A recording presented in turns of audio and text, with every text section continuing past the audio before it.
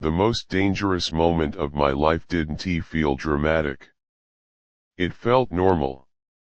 I was doing what I always did, waking up, getting dressed, moving through the morning on autopilot when a thought appeared so quietly it almost slipped past me. If I disappeared today, nothing would actually stop.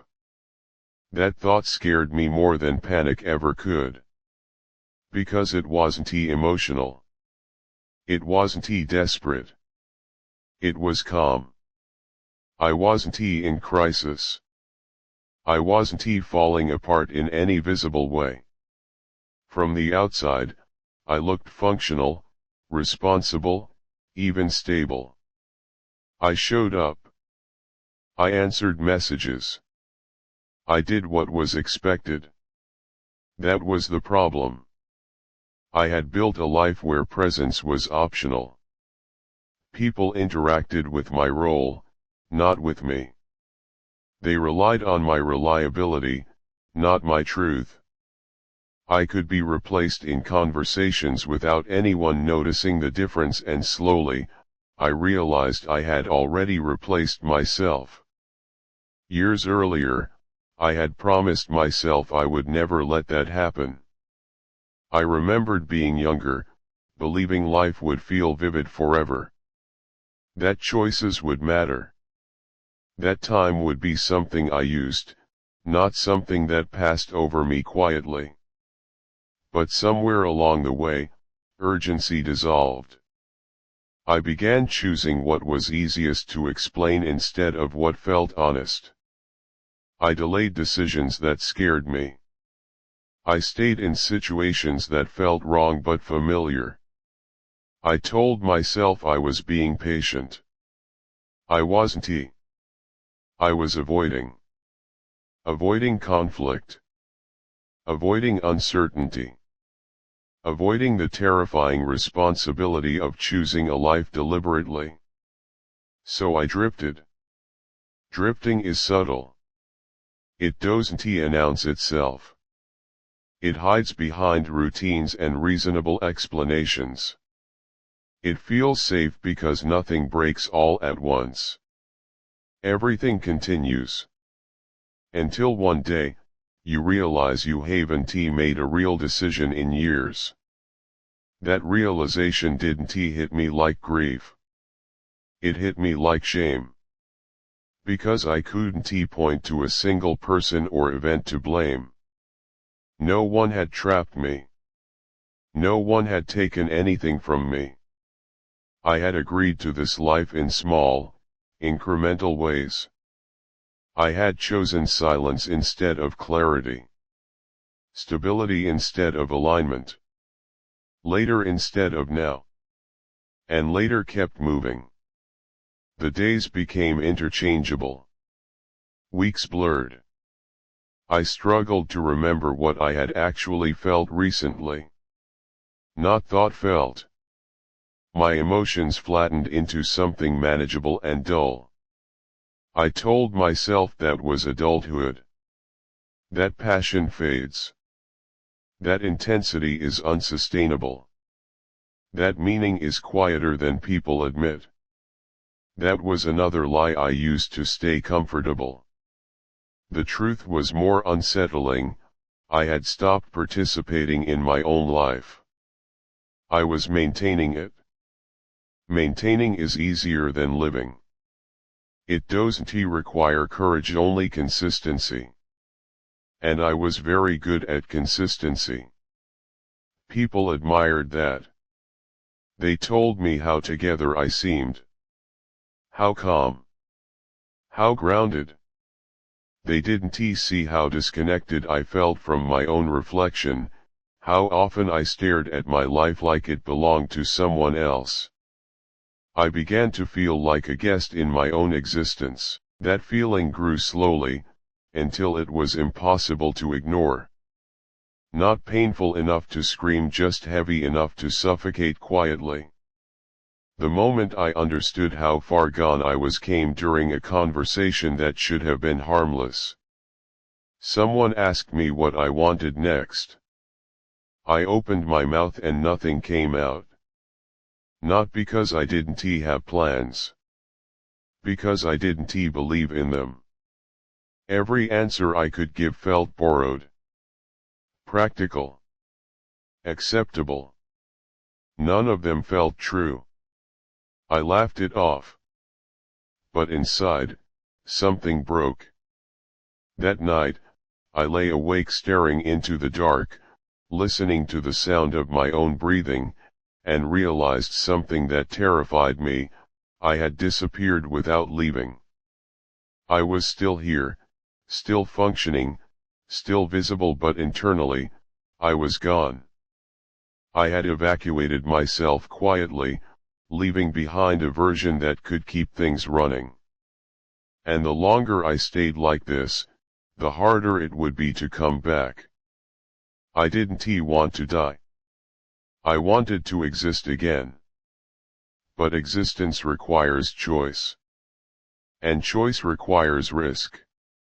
For the first time in years, I felt fear, not of failure, not of loss, but of continuing like this. Of waking up one day older, calmer, still fine, and realizing there was nothing left to reclaim. That fear finally broke through the numbness. And with it came a dangerous question: if I don't change now, will I ever? I didn't know the answer. But I knew something irreversible had begun. The disappearance had been quiet. The return would not be. Once I admitted to myself that I had disappeared, everything became harder to ignore. The numbness didn't vanish. It sharpened. It became contrast. Every routine felt louder, every conversation slightly off, as if I were half a second behind my own reactions. I started noticing how often I nodded while thinking about something else, how often I answered questions automatically, how often my body showed up while my mind stayed somewhere safer. I began to feel like a ghost with responsibilities. That's when the internal breakdown truly started, not with chaos, but with awareness. Awareness is brutal when you've lived on autopilot. It forces you to witness your own absence in real time. I saw how my days were structured to avoid risk. How my choices were optimized for minimal friction. How my relationships were built around predictability, not intimacy. Nothing was wrong. And that was exactly what made it unbearable. There was no emergency I could point to. No external reason to justify change. If I tried to explain this to anyone, I knew what they would say: you're lucky. Don't ruin something that works. Everyone feels disconnected sometimes. I had said those things to myself for years. But now I understood the deeper problem: I wasn't disconnected sometimes. I was disconnected as a lifestyle. The moral dilemma formed quietly and refused to leave. If I stayed the way I was, nothing dramatic would happen. Life would continue. People would remain comfortable. I would age gracefully into a version of myself that no longer asked dangerous questions. If I changed, really changed, I would disrupt everything. Routines would break. Expectations would crack. People who relied on my consistency would feel betrayed. I would have to explain myself without having language that sounded reasonable. There was no way to do this without loss. That realization froze me for weeks. I tried to negotiate with myself. I promised I would make small adjustments. That I would add meaning without changing structure. That I could revive myself quietly, without anyone noticing. It didn't work. You can't resurrect a life without interrupting it. The more I tried to stay subtle, the more I felt like I was suffocating. My body began reacting before my thoughts did. Tight chest. Shallow breath. Sudden waves of exhaustion that arrived in the middle of ordinary days. I wasn't tired. I was resisting. Resisting the truth that stability had become a hiding place. That being fine was no longer neutral, it was a slow form of disappearance. I had built a life where my absence caused no inconvenience, and that terrified me. The breaking moment came unexpectedly. I was asked to commit to something long-term. Not dramatically, just another extension of the same life, the same trajectory, the same version of myself. The words yes, of course, rose automatically. And then something stopped them. It wasn't courage. It wasn't clarity. It was grief. Grief for the person I had already lost. Grief for the years that would vanish if I kept agreeing. Grief for the realization that saying yes again would mean confirming my disappearance permanently. I asked for time. That pause, small and polite, felt like rebellion. People looked confused. Slightly concerned. The equilibrium shifted. I felt immediate guilt for causing discomfort, and the old reflex to fix it surged hard. But underneath that reflex was something new. Resolve. I went home and sat alone, feeling the full weight of what I was about to risk. I wasn't fantasizing about a better life. I wasn't chasing happiness. I was trying to avoid a future where I existed only as a function. That night, I asked myself the question I had avoided for years: what am I actually afraid of losing? The answer was unsettling. I wasn't afraid of losing love. I wasn't afraid of losing success. I was afraid of losing permission. Permission to be seen as good, responsible, reasonable. The kind of person who doesn't make life harder for others. I had built my identity around not disrupting anything. And now, disruption was the only way back to myself. I realized then that disappearing doesn't always look like leaving. Sometimes it looks like staying so long that you fade into usefulness. Sometimes it looks like being praised for how little you need, how little you ask, how easy you are to accommodate. I had mistaken that praise for belonging. It wasn't. It was erasure with good manners. The fear I felt wasn't of failure, it was of becoming visible again, of stepping out of the fog and letting people see that I was no longer fine. Visibility has consequences. And I wasn't sure yet if I was strong enough to carry them. But I knew one thing with painful clarity: if I didn't act now, I would disappear completely and no one would even know it had happened. That knowledge changed the question from should I change to something far more urgent: can I survive staying like this? The answer came immediately.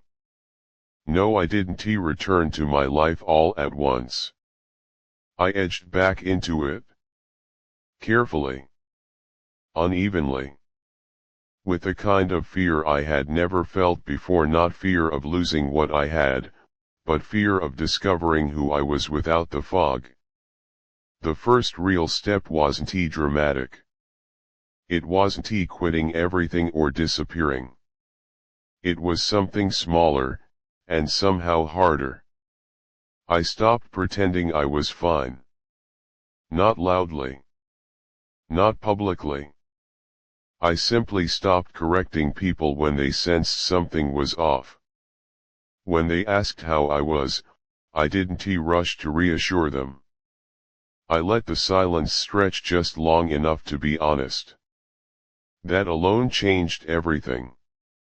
Some people leaned in. Some stepped back. Some became uncomfortable and quickly filled the space with advice, optimism, or dismissal. I didn't stop them. For years, I had shaped myself to make others comfortable. Now I let discomfort exist without fixing it. That felt unnatural, almost wrong, like breaking an unspoken contract. The consequences came quickly. Expectations shifted. The role I had played so effortlessly began to dissolve. I was no longer the person who could be relied on to absorb everything quietly. I was no longer predictable. And unpredictability made people nervous. It made me nervous too. There were moments when I almost retreated. When I missed the ease of being invisible. When I wondered if I was creating problems where none needed to exist. But every time I considered going back fully, my body reacted before my mind could rationalize it. The tight chest. The shallow breath. That familiar sense of shrinking. I finally understood that feeling for what it was. That was me disappearing again. So I stayed. Stayed in conversations that felt exposed. Stayed in uncertainty without rushing to explain myself. Stayed with the grief of realizing how much time I had already lost. Grief was unavoidable. I grieved the years I spent maintaining a life instead of living it. I grieved the versions of myself that never had a chance to exist because I chose comfort over courage. I grieved the realization that no one was coming to rescue me from that drift, not then, not now. But grief, unlike numbness, was alive. It hurt, but it connected me to myself again. Slowly, my sense of time began to change. Days felt longer. Not heavier, clearer. I remembered conversations. I noticed small moments. I felt anger when something crossed a boundary, and relief when I respected it. For the first time in years, my reactions made sense. I didn't suddenly become confident. I became attentive. Attentive to the difference between peace and avoidance. Attentive to the moment I almost agreed out of habit. Attentive to the quiet signals that told me when I was about to vanish again. Life became less efficient. And more real. There were losses. Some relationships faded when I stopped being easy. Some plans unraveled when I refused to keep drifting along with them. Stability cracked in places I hadn't expected. I want pretend that didn't hurt.